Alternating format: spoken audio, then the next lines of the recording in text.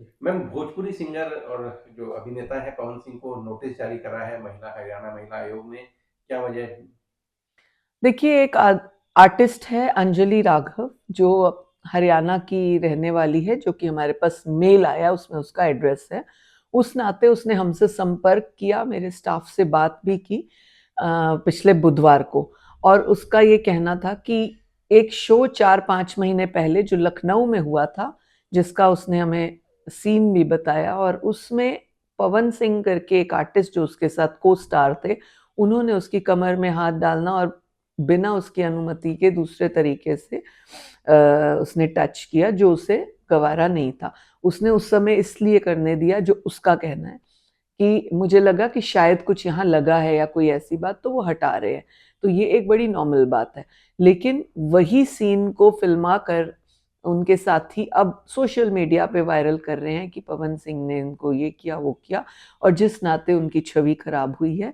और ऐसे व्यक्ति को आपको बुलाना चाहिए कि वो अपनी को आर्टिस्ट की इस तरह से पब्लिसिटी और बैड पब्लिसिटी क्यों कर रहा है।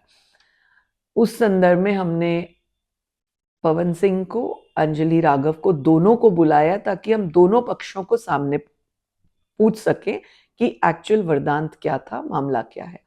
महिला आयोग हमेशा एक की शिकायत हो तो दोनों पक्षों को इसीलिए बुलाता है कि दोनों पक्षों को अपनी बात रखने का मौका मिलना चाहिए, और बात फेस टू फेस ट्रांसपेरेंसी से क्लियर हो। ये हमारा मकसद रहता है, वो चाहे किसी का भी केस हो, किसी तरीके का भी केस हो। अच्छा मैम, पिछले दिनों आपने सिंगर रैपर बादशाह को भी नोटिस भेजा था, हालांकि वो फिर उन्हें हाई कोर्ट से राहत मिल गई। उसके बाद वो पंचकुला पुलिस कमिश्नर शिवास कविराज जी के पास पेश हुए, उनसे सॉरी फील किया, लेकिन क्या महिलाओं को भी उन्होंने माफी मांगी?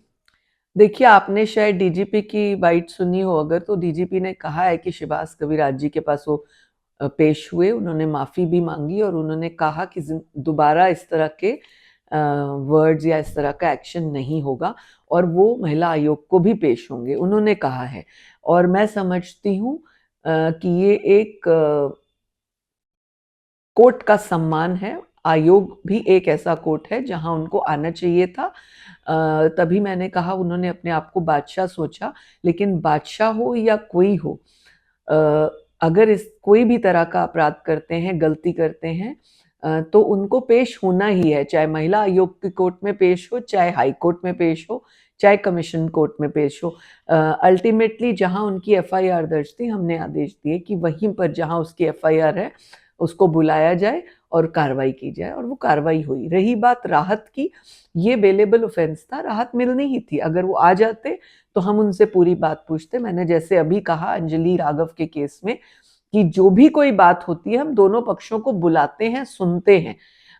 अल्टीमेटली वहां पे भी उनको खुद पेश होना पड़ा ना, उनके वकील उनके साथ गए, तो महिला आयोग में भी वो अपने वकील के साथ आते।